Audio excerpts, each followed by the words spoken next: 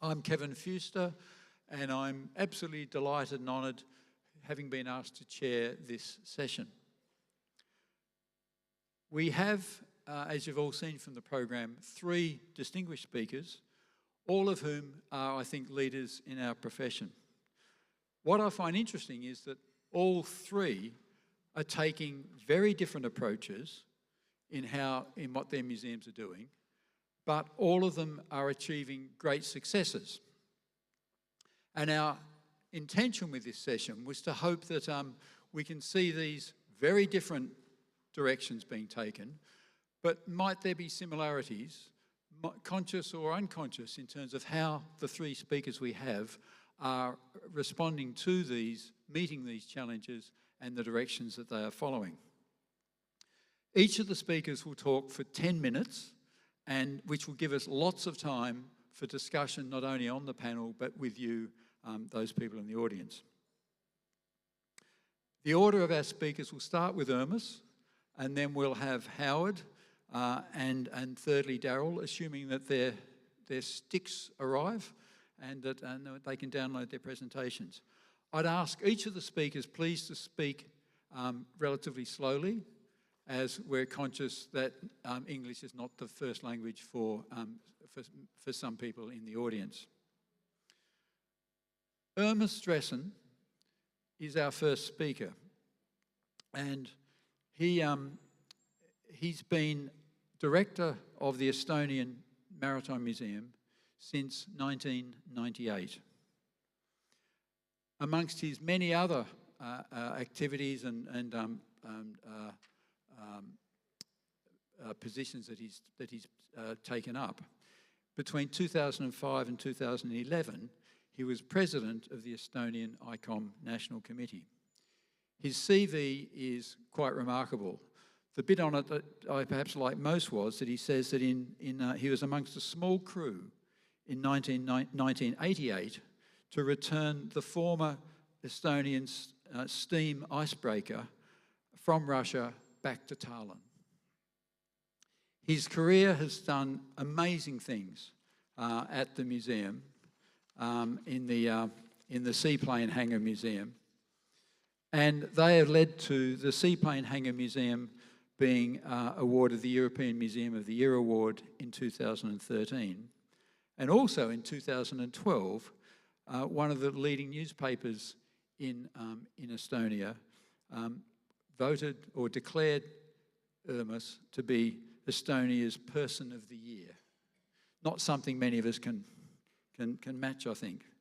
I'd have to say I regard Urmas as one of the real stars of our profession, and I'm sure his presentation is going to be fabulous. Urmas.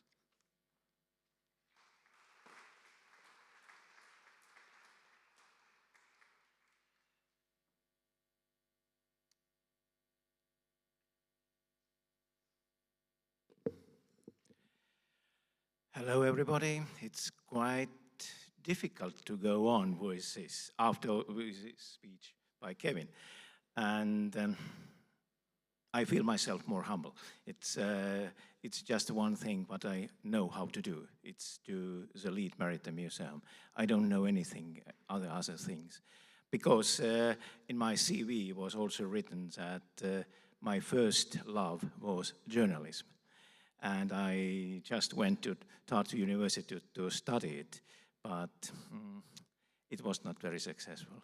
Then I changed to history, and I'm quite happy with this. Now, how I go on with, I hope.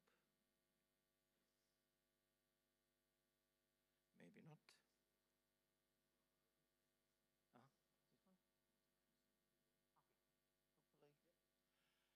not. Okay. As I just only 10 minutes, I'm not going to talk about Estonian Maritime Museum collections, not about many things what we are doing right now. And more than 10 years ago, we wrote some kind of development plan. And it's not a development plan in that sense that what kind of exhibitions you must do, what kind of ships you must restore, and what kind of other activities. But main thing is how to be better organization. Because how to be better museum is also very important. But if you have 96 person in museum and a lot of ships and a lot of activities, you must be sometimes very focused. It's not so easy. And one thing, what it is, it's a courage of thinking, and courage of thinking too quite big. And sometimes I have told my employees that think big, think out of the box, and don't afraid the mistakes. We do it always. And willingly or not willingly, but sometimes we do it. And cooperation is always very important. It's not, I am not talking about cooperation between the different authorities, different organizations, different museums. I started to, even 10 years ago, started to do cooperation between museums, different departments. Because every time, every meeting when I started, it was somebody said, okay, I really don't know what the other departments are doing right now. And it's always, and it's honestly saying, and the cooperation between museum departments is like taking care of a good plant. It needs every single day to just take care of it. Otherwise, you are lost. Responsibility. It's because everything what you have in our collections, they are much more smaller than in here in Rotterdam. It's only 10 times smaller. But anyway, it's a responsibility. It's responsibility to the community, responsibility to the state, and every action what you do with your collection, you must think, is it wise to do? Can I afford it to do? And it's always a responsibility. You must keep it on your mind or backbone all the time. And now going a little bit further on. That's Fat Margaret. We opened it 2019. It's very well restored. We won several awards also, but I'm not talking about this. If you have in a medieval cannon tower, if you have a museum, and to run it in some sense, it's quite easy. But to run it effectively is totally another thing. And then we went to ask some solutions. And we have this digital operator, Jenny, artificial intelligence. And by the book, it's in that way that we put this Jenny in like a mastermind in our different technical solutions, and it's possible, and it worked well during 1 year time, that we can rely on Jenny.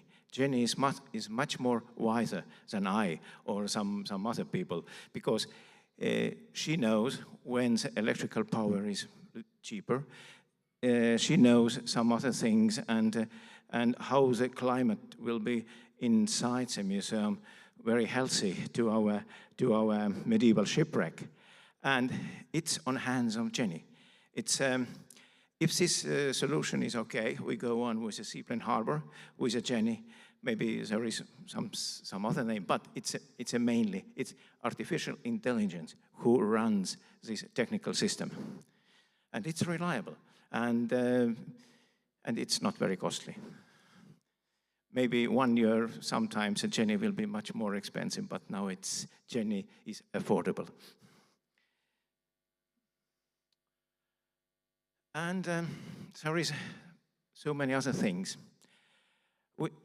We started with a common assessment framework.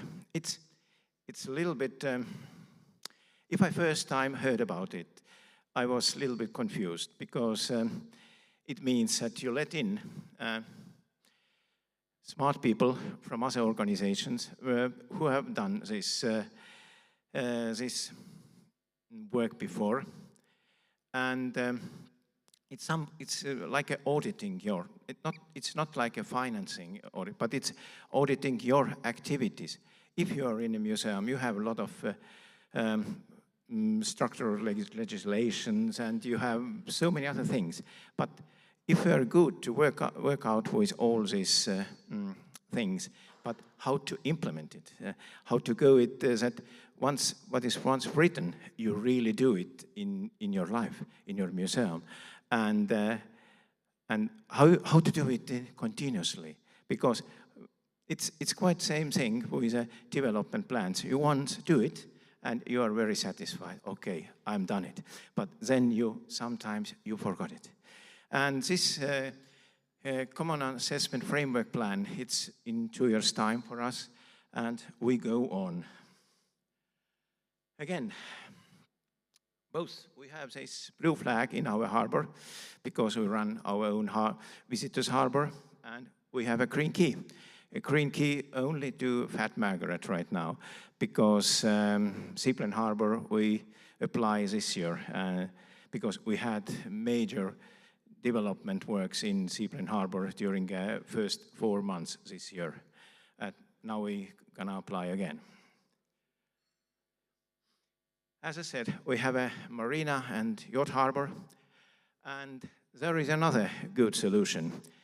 It's called Harpas, and it works also well. It's not exactly artificial intelligence, but it helps to maintain, it helps to maintain the harbor activities, agreements, payments, everything.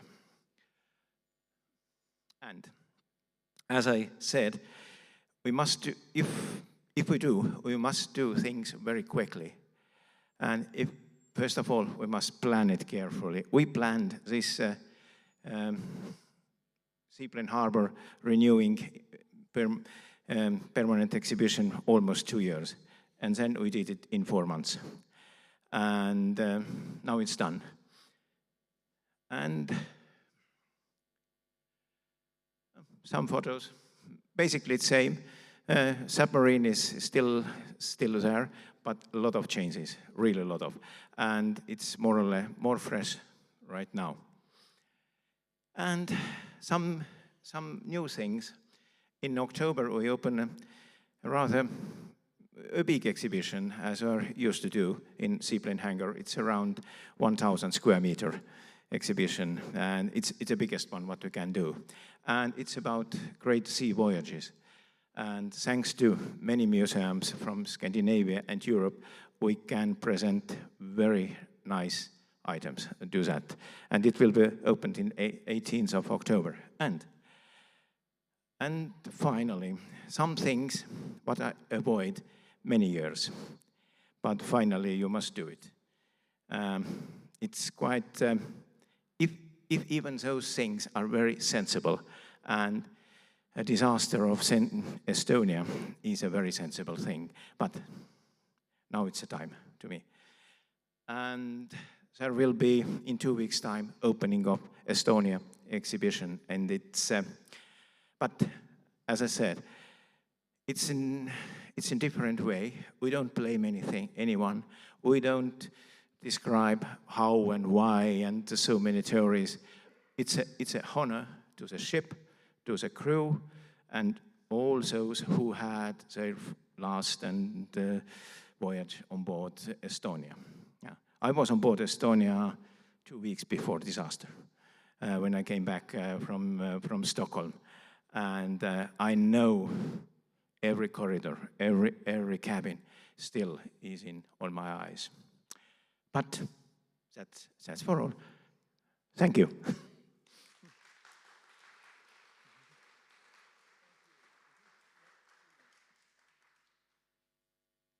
We will save questions and discussion till after our 3 speakers. Our second speaker is Hoege.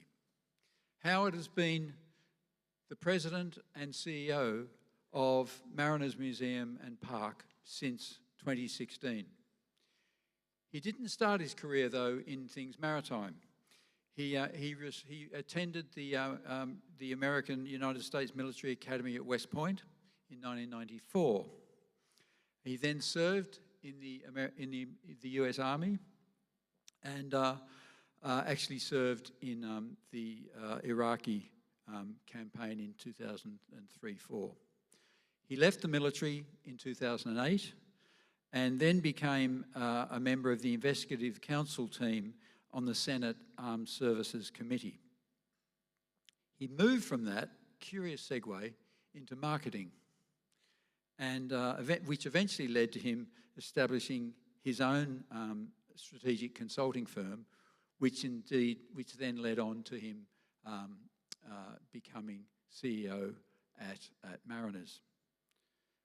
For purposes of full disclosure, I have to admit that I'm one of his trustees. So I'll be interested to hear what he's saying. Howard. All right, if you'll give me one moment to pull up my presentation here. There we go.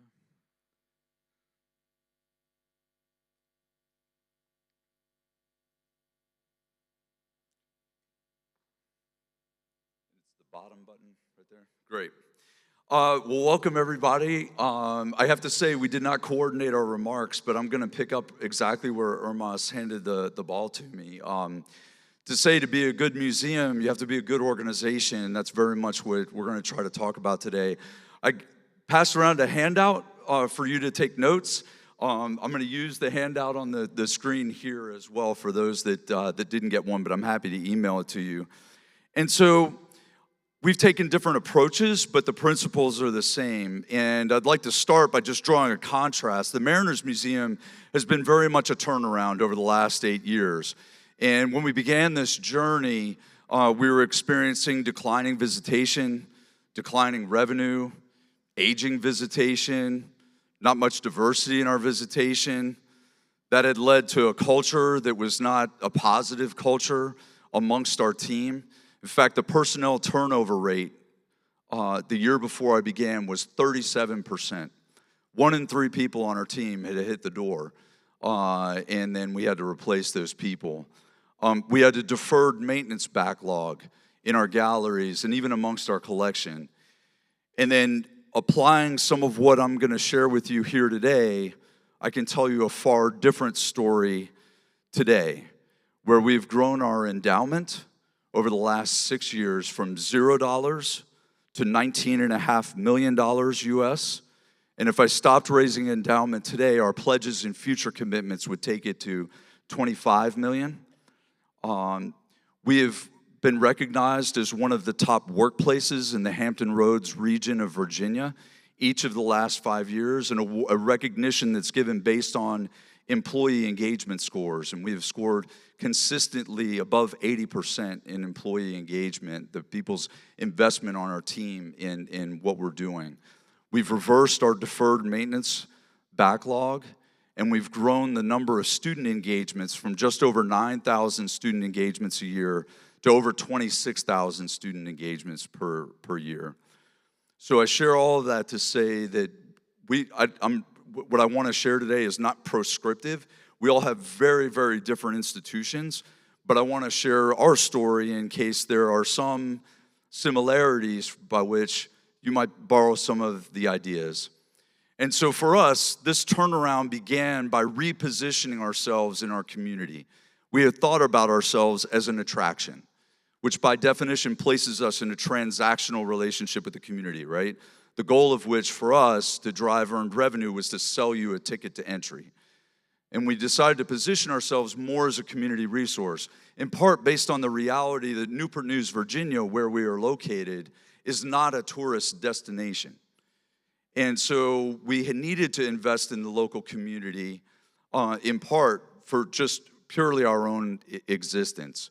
And so we drafted a new mission statement. For us, everything begins and ends with our mission.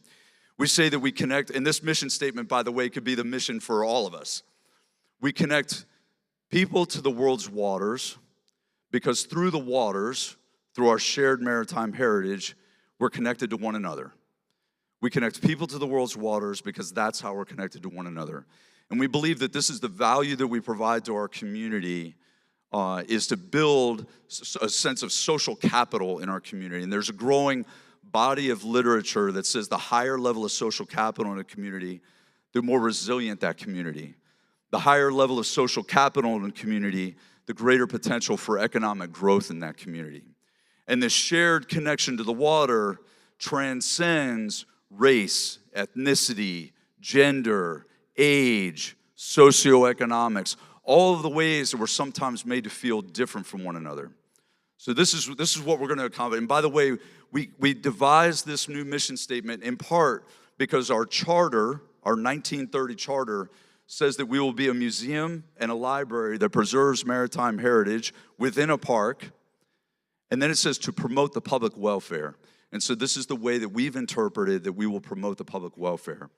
So we're stepping back from exhibits as potential revenue generators, and we're investing in core functions that our entire team is invested in, even though we have departments with specific responsibilities. And so our strategy then to accomplish this mission is to be collections-based and community-focused. The idea is that our collection is the thing that differentiates us from anywhere else in the world. All of us have very similar collections, but none of us have the unique collections that we have. So let's lean into that. We shouldn't hire traveling exhibits, is our philosophy. All of our engagements be based in our own collection. And then community-focused is that reminder that we exist to promote the public welfare. So to be collections-based and community-focused is really just describes our posture, right? But it doesn't really tell me what we should do each day when we come to work. And so we have 4 operational tenets to our strategy. On the collections-based side, the stewardship side, conservation, we say, is the foundation of everything that we do. So conservation for us is not a support function that supports the exhibit or supports the loan program. Conservation is the foundation of all of it because our collection must be stable, because it is the material culture that we hope that people will identify with, the human story that lives within these artifacts, this artwork, this archival material, the human story with which people can connect and discover their own connection to a shared maritime heritage.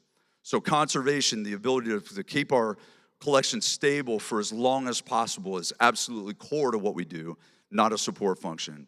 Research is about building the body of knowledge in our collection. What are these stories that live within the collection?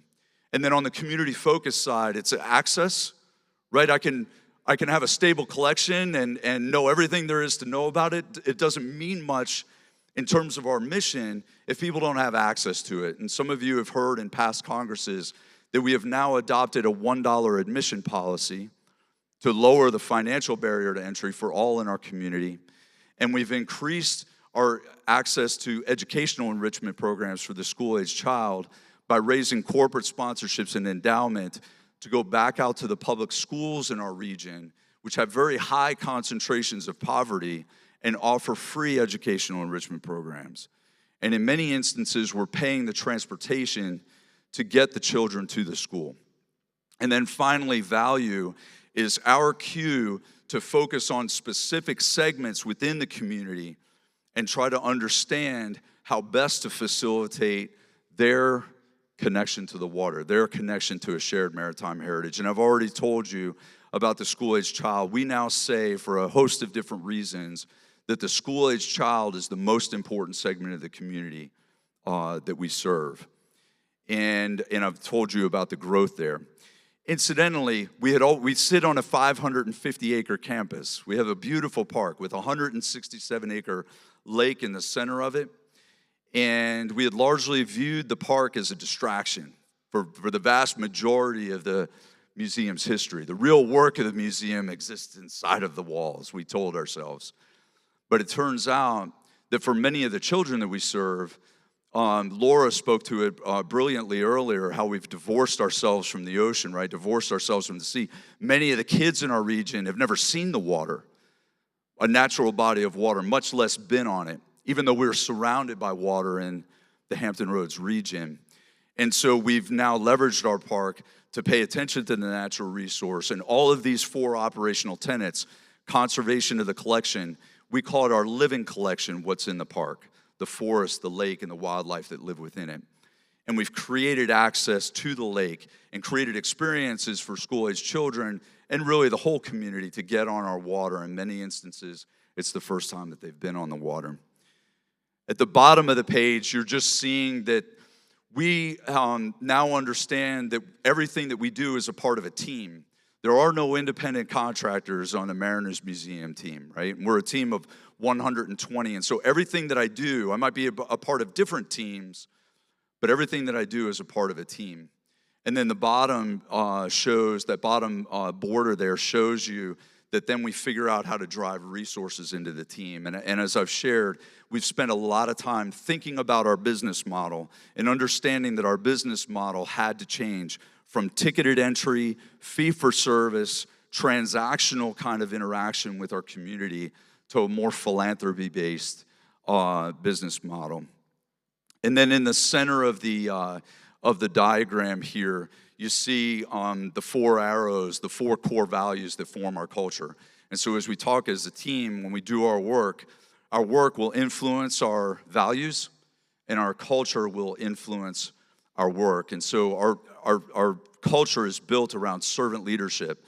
The idea that a leader's posture in an organization and an organization's posture in the community is in service of something bigger than themselves. In the case of the Mariners Museum, it's the mission, right, for all of us individual members of the Mariners team. For the Mariners Museum as a whole, it's in service of the strength of our community, local, national, and global communities that we serve. And then servant leadership begins with empathy, because job 1 as a servant leader is to empower and develop people, whether that's a leader within the organization or it's within the organization within a community. Empower and develop your people. Empathy is also the first step to learning. So this community that we have to serve is constantly changing. We were having a conversation over lunch about how we all must constantly evolve because the societies that we serve are constantly changing. New opportunities, new challenges. We have to be learning that and adapting ourselves constantly. So learning is our 3rd core value. And if we have the discipline and courage to apply what we've learned, then we'll be excellent. And we don't want to be excellence just for excellence sake, right? About being declared number 1 or the best. We want to be excellent. We want to be a good organization because this is what attracts our partners and donors, right? I can have the best intentions, the best motivations, the most pure motivations, but if I'm horrible at executing and everything we do fails, people don't want to join that.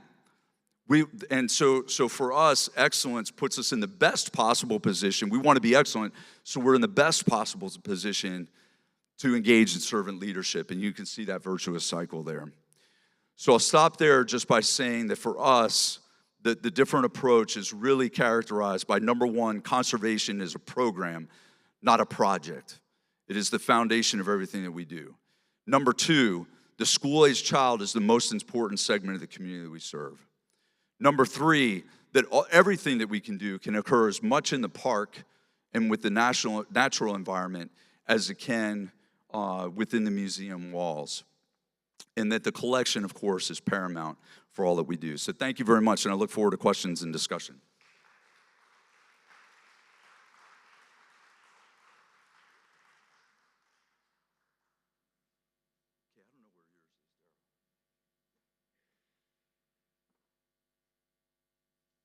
Thank you, Howard. I've got to say, Howard, these are great. You know, as a trustee sitting there thinking, wow, I could introduce these to board meetings. No, thank you very much. And very, very inspiring, as always. Our 3rd speaker is Daryl Karp. Daryl was the CEO and the director of the Museum of Australian Democracy and also of the government organisation Film Australia. Previous to that, she'd been head of factual television at the Australian Broadcasting Commission, which is Australia's national broadcaster. Outside her professional career, she's been chair of the Canberra Writers' Festival and also was the chair of the Council of Australian Museum Directors. Daryl has been, so Daryl comes from outside our sector, as did Howard. Daryl has been Director and CEO of the Australian National Maritime Museum for the past 2 years. And another sense of full disclosure, I was the inaugural Director of the Australian National Maritime Museum. Looking forward to hearing it, Daryl.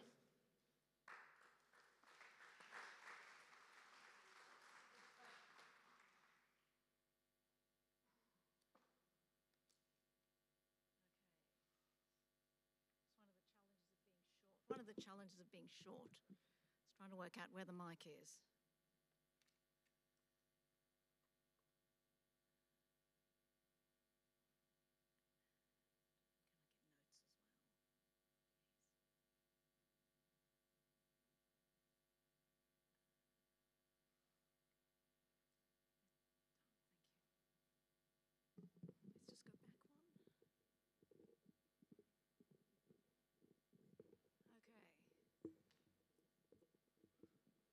Bajuru Gamarara, or good afternoon, in the language of the Gadigal, the First Nations people on the custodians of the land. Oh, there we go. Apologies, folks. Let's start that again. Bujari Gamarua, or good afternoon, in the language of the Gadigal, the First Nations custodians of the land on which the Australian National Maritime is situated in Sydney's Darling Harbour. As you heard, I've come from media, and I would have to say, who would have thought that age could be a strength when you're talking about technology, innovation and change? And my narrative is quite different from the ones that you've heard. Mine is far more about where technology and the impact of technology is taking us, and some of the lessons I've learnt from my many experiences at the cutting edge of technology and then at the the Australian Museum of Democracy. And if I am speaking too fast, please remind me. I have a habit of speaking very quickly. I've been really lucky to be at the forefront of technology and change. First in the 1980s, I was head of our, oops, I'm doing something terrible here. I'm going to have to go back to paper, folks, sorry. In the 1980s, I was at the ABC, where we went through a whole significant change from film to television, from film to digital. In fact, in those days it was videotape, then from videotape to digital, and then I was there when we started the internet. Back then the ABC was not even interested in the internet. They allowed our small little science program to take care of it. It is now abc.net.au.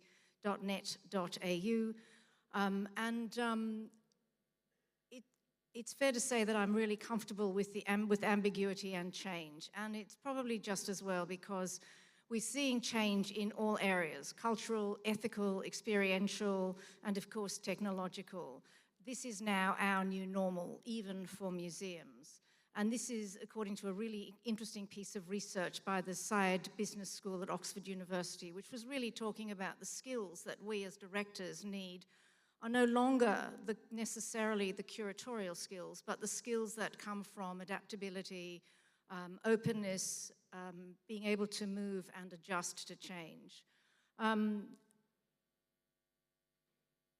Looking further out beyond this, we actually, the CSIRO, Australia's national science agency, identified 7 megatrends, and these are trends that they're looking at for 20 to 30 years out. Now, for me, I find the sheer challenge of looking 5 years into the future extraordinary, but these were of particular interest. They nominated 7 particular ones that are going to shape our next 20 or 30 years.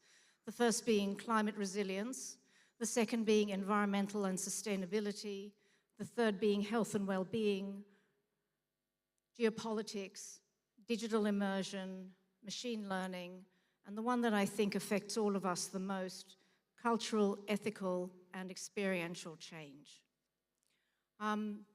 This touches on everything that we do. But what underpins all of this? What underpins all of this is something that I've been really passionate about for a very long time, and that is trust. Trust is what underpins successful change. And for 24 years, the Edelman Trust Barometer has actually been looking at trust tracking the levels of trust around the world. They do 38,000 interviews from 28 countries each year, and they try to present a snapshot of how we are faring globally in terms of trust. And this year's theme is Innovation in Peril. Why? Because established leaders are not trusted to tell us the truth. And I just find this the most extraordinary concept for all of us. You know, that the public believe that established leaders purposefully try to mislead people by saying things that they know to be grossly false or gross exaggerations for their own personal gain. So then the question becomes, who do we trust? And here's where the good news comes in.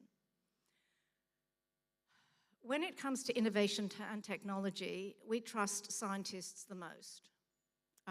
We trust NGOs and CEOs less. We trust journalists and government leaders the least.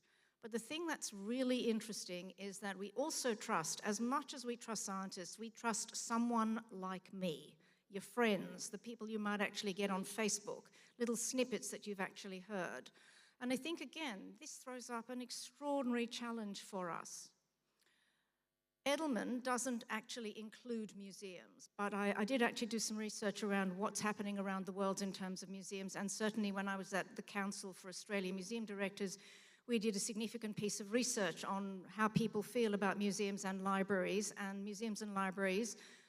in Australia were the second most trusted organisation. The first most trusted group was actually Medicare. This was done, in COVID, during COVID, and so obviously Medicare, which provided significant, solid and free medical support and advice, was obviously a really high performer. But when you look around the rest of the world, museums and libraries are highly trusted, with figures in the high 80s or low 90s in the USA, in Europe, and in Australia. Why? We're sitting at a time of extraordinary technological change. We've got AI, we've got machine learning, we've got VR, we've got augmented reality, biotechnology, gene editing, quantum computing. And then you have us sitting in the middle of all of that, able to share stories, to be a living, breathing chronicle of our journey as a species. And I think that this is something that has really struck a chord, certainly with the visitors that we've encountered. We are really, really a place where people can go, pause, relax. And I think the really big thing is that we celebrate what technology cannot. We celebrate what technology can't even replicate. And this is one of my big passions. It is the depth of human emotion, the nuance of artistic expression, the powerful bonds created by a shared experience, often built around empathy and compassion. Museums can slow people down. We can get them to engage and to consider different perspectives. We can empower them. We can put them at the heart of an experience and give them a voice. A social scientist in Australia, Hugh Mackay, said in his recent books, The Way We Are, that we're in the midst of an epidemic of loneliness, and this is across the world. This is not just Australia, but the research relates specifically to Australia. And he says, we are herd animals. We actually long to cooperate. But disruptors are working against this. We've got things like shrinking households, single-parent families, falling birth rates, increasing mobility and individualism, and the big one, the IT revolution. But the message for me is connection through technology is not the same as communication, and transformation of information is not the same as the sharing of meaning. Eye contact cannot replace a Zoom meeting, or let me phrase that the other way around. Zoom meetings cannot replace eye contact. Last year, we partnered with the Oceanographic magazine to stage the world's first ocean photographer of the year in a museum. And it was a really interesting exercise, 118 awe-inspiring images, collectively telling the story around ocean health and the beauty and fragility of the planet. It was a huge success. We had the highest visitor satisfaction of our entire summer offering of 9.3 out of 10. But what was really interesting for us was what we actually did in addition to the exhibition, which had, quizzes and additional information in it. At the end of the exhibition, we asked our visitors, how has the ocean changed you and what will you change for the ocean? And they were invited to write or draw their responses and place it on public display. We expected about 2,500 replies over a 12-week period. We had 8,500 really, really well-considered responses. We had cross-generational conversations happening. It was a really interesting opportunity to see what happens when you put a pencil in somebody's hand. There is inherent power in the direct face-to-face human interaction that we cannot fully replicate, even with the most advanced electronic communications. It's really important that we continue to connect at a personal level with people. This was reinforced by my experiences when I was at the Museum of Australian Democracy, and we had a really interesting exhibition where we were wanting to understand how different generations responded to democracy. And we had 4 different rooms where we could talk about what democracy meant to that generation. In the first one, you've actually got a pencil opportunity to write something for the builder generation, those people who were born in the between World War I and World War II. We had audio for the boomers, we had computers for Gen X, and we had the ubiquitous selfie for Gen Y. And what we really found was when you put a pencil in somebody's hand, they slowed down, they thought differently, they communicated differently. What we did with that information was we gathered the data and the insights and we analysed it, and we brought in research. We partnered with Canberra University and did some really interesting research to get broader insights into what our visitors genuinely thought. And yes, we did actually write it, and we presented it to the Prime Minister's office, particularly in terms of what people thought about what the Prime Minister should actually be doing, and how the ordinary people thought we might improve Australian democracy. So I suppose what I'm trying to say is that our very human ability to imagine, to empathise, to experience those moments of fantastic joy and raw grief, that really provides us for those opportunities for rich material and inspiration for our creative drive. And it's in the power of storytelling, the interpretation of diverse artistic voices, the passing down of cultural wisdom and insights across generations, that I think makes up our rich, multi-hued tapestry of human creativity and experience. And in a globalized, digitally interconnected world, distinctly human voices and perspectives really do matter. Which brings us back to the National Maritime Museum with our significant fleet of vessels, our brilliant volunteers, our staff, our exhibits, our digital experiences, and our research. As we move forward and innovate, as we will, my plea to everyone here is we cannot lose sight of what is truly human, and this is the future of innovation and museums. Thank you.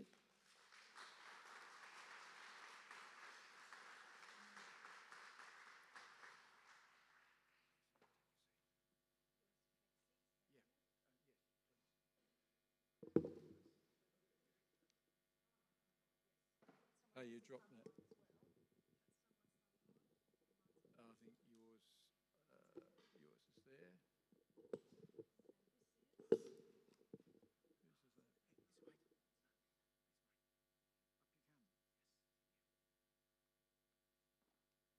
Okay.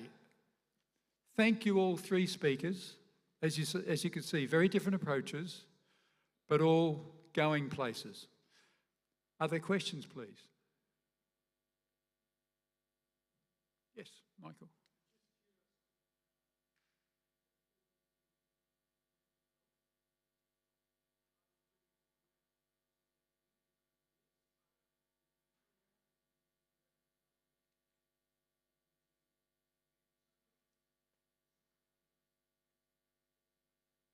We're just getting a microphone.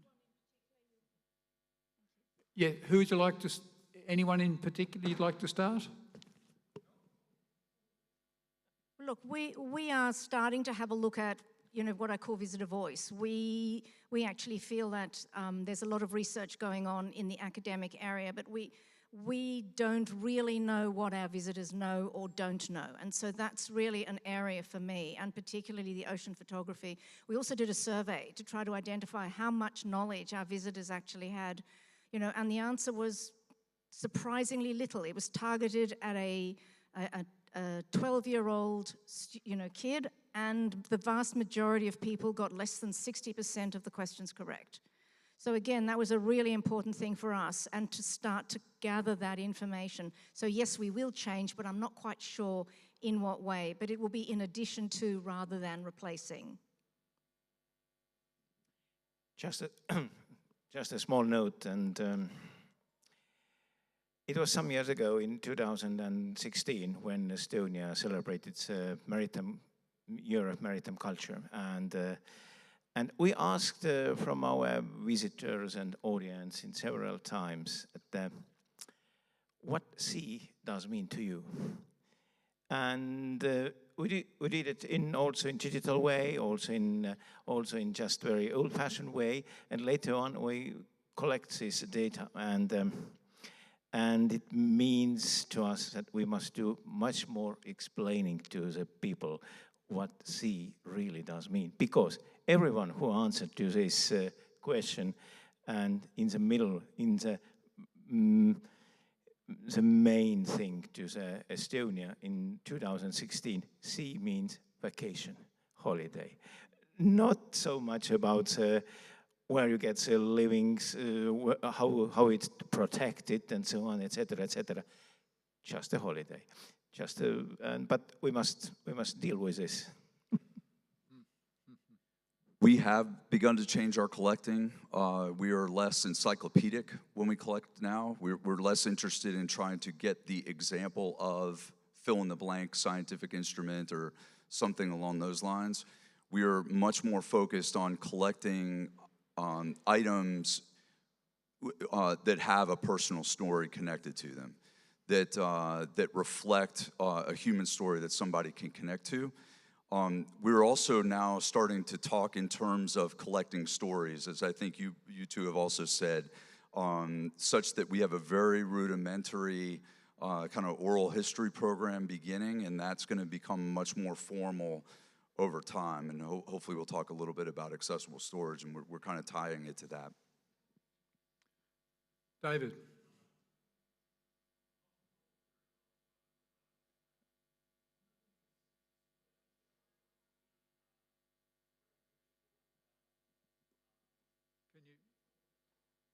Can you raise?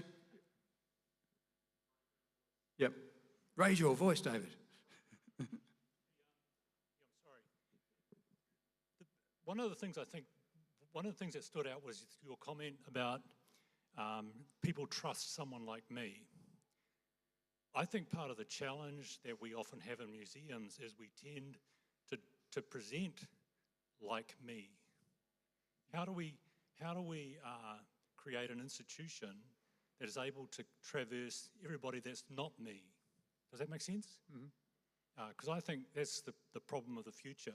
And I think in a colonial construct that my museum is in, it actually doesn't canvas enough of the wider community.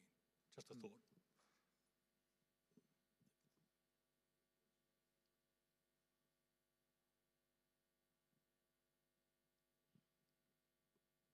Thank you. Look, the People Like Me narrative from the Edelman Trust was really to try to understand the importance that people place on their friends and their colleagues ahead of expert knowledge. And so I think that it's incumbent on us to try and find a way to adjust to that. But what I would say to counter that is scientists and museums are the place where we can actually bring people together and to explore some of those. I mean, if we are trusted, we've got to get some information across in a way that no one else is able to get it across. And so to find a way to traverse that is the critical part, I think. I have two thoughts on this, because it's your question is absolutely central to what we mean in terms at the Mariners Museum about becoming more of a community resource. And the first is to create experiences. And so I spoke to you about the school-age child being the most important segment of the community that we serve. We are not interested in becoming a children's museum, but we have to invest in youth now. And I've already spoken to you about the fact that in our region, we have incredibly high concentrations of poverty, and those tend to affect underserved communities that don't look like the people in this room. And so it's very important that we get the 6th grade child, the 11 or 12-year-old, onto the water. For many of them, they're afraid of the water. Even a very calm lake like ours, they're very fearful.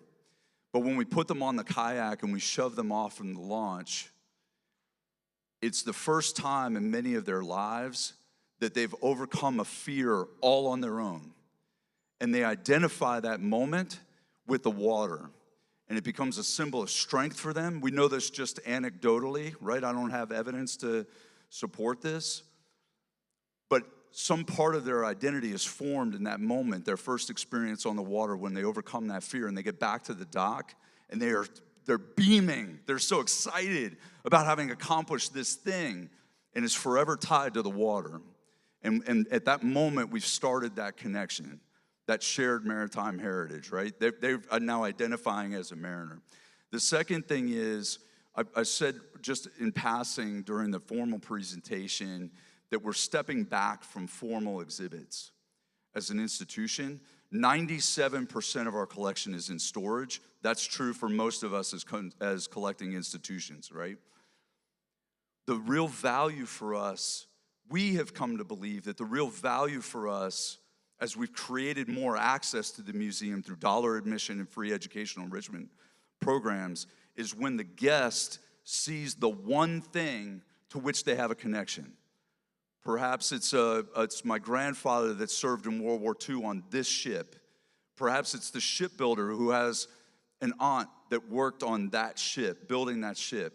Perhaps it's the first time that I went fishing. Whatever it is, I can't do the exhibit. I can't do enough exhibits fast enough to try to tell all of those stories.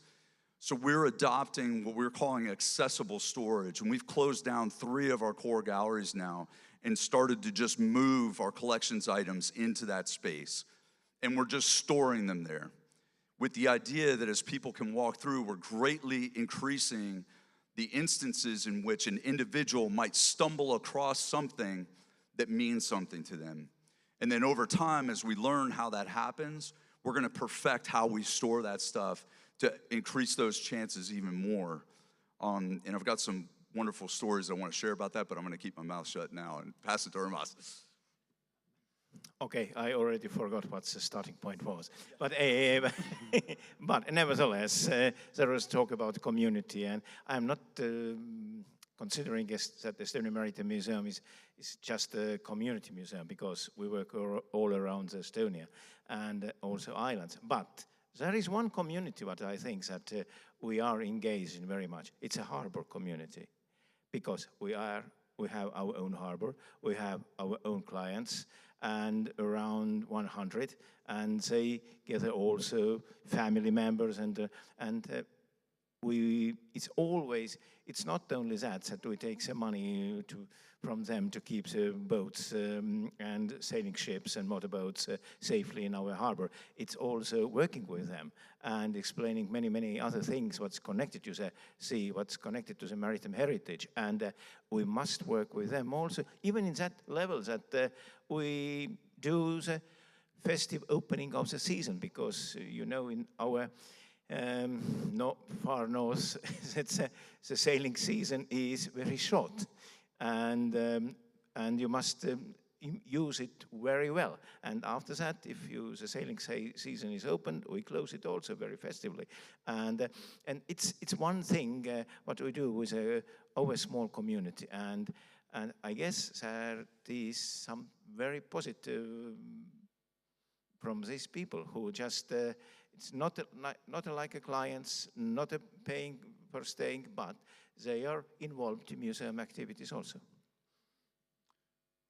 We have time, I think, for one last question. Peter. Oh. Yep. So I've got a question for all three, but it's really aimed at Howard. So sorry, Howard, you know I support what you're doing.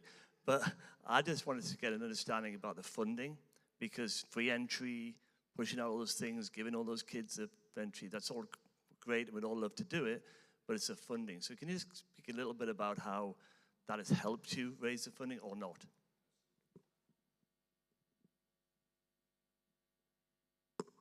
So now we're repositioned as a community resource, and we're focused on conservation, on the school-age child, and educational outcomes, and environmental stewardship.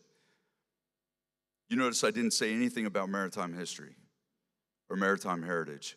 Maritime happens to be the vehicle by which we authentically impact those things, but by doing that, by positioning ourselves as trying to provide value in those three areas, and others for sure, but trying to provide value in those three areas, we've now expanded the world of people that are interested in supporting what we do. I don't have to be interested and invested in maritime heritage to be invested in a child's outcome. So when we build our educational enrichment programs, it's not just what we call in the United States a field trip, but we've partnered with a university to help us measure the actual impact of those educational enrichment programs, on the actual child, so that we've got evidence that we can go out to the world of people that are interested in educational outcomes and say we do a pretty good job at that. Same with conservation. We just have to be interested in preserving history, right? Those that don't know their history are doomed to repeat it, right? There's a broader world of people that are interested in that than that are interested in preserving maritime history. So conservation, we're able to go out and do that. Environmental stewardship is another one where we've leveraged our lake. You know, we talked a lot about the health of the oceans and things like that. I don't know that I can authentically say anything about the health of the oceans, but we do have a 167-acre lake that's stormwater fed from the city of Newport News that passes through our lake and then out into the James River, which feeds the Chesapeake Bay, which then feeds the Atlantic Ocean. And so one of our programs was to we received $425,000 in grant funding to bring every 9th grader from Newport News Public Schools, which is about 2,000 students a year, onto our lake. They do water quality testing. They go back to their classrooms. They evaluate the data. They grow eelgrass in their classrooms, and then they return to the Mariners Lake to plant the grass. And these kids are reporting a greater individual responsibility for environmental stewardship by virtue of participating in that program. And we've now just received a $365,000 grant from the National Fish and Wildlife Federation and the U.S. Fish and Wildlife Services to support that environmental stewardship. It has nothing to do with our maritime history, but it has everything to do with the fact that this is our campus, this is our authentic way of connecting. And so we've had tremendous success we had a $10 million endowment to fund access, the permanently endow $1 admission. So that generates, given our spend rule, $400,000 a year from now on that we never have to go raise again. We've raised over $2 million in education endowment. And as I was getting on the plane to come here, one of my trustees called me to tell me that she has just completed the paperwork to leave us in her will $1 million to endow one of our educators. And she said, that's our backup plan. If I have a windfall in my business, you'll get it during my lifetime, but we've established this, that you will at least get it in our will. And again, she's very interested in education. She is also a sailor, also invested in maritime, but is kind of investing in this broader definition of who we are as an institution.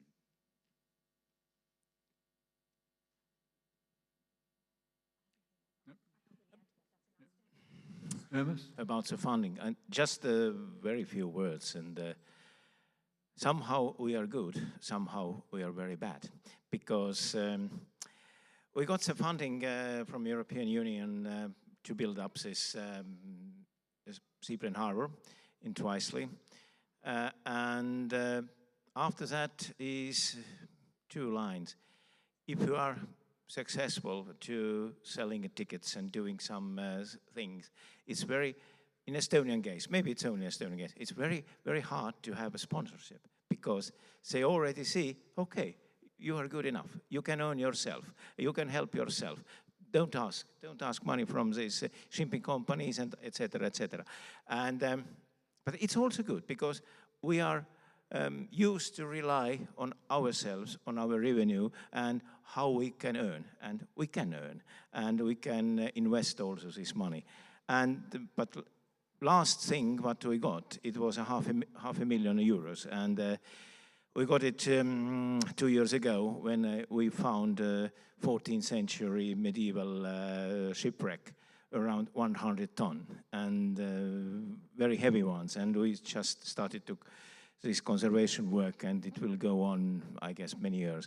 That's the last thing what we got from the additional money from the government. And as I told you, this Seaplan Harbour new temporary exhibition, and also the modernizing it, we did it using our own money. And the total investment was 3 million euros. And we go on in that way because that's the most effective and positive way. If you have good times, you collect the money, and then you realize some dreams, you do some investments, and you earn again. And now it goes on. But we are in very bad way to have and engage sponsors. That's for true. Thank you, our three speakers. Can you please join with me in thanking our panel?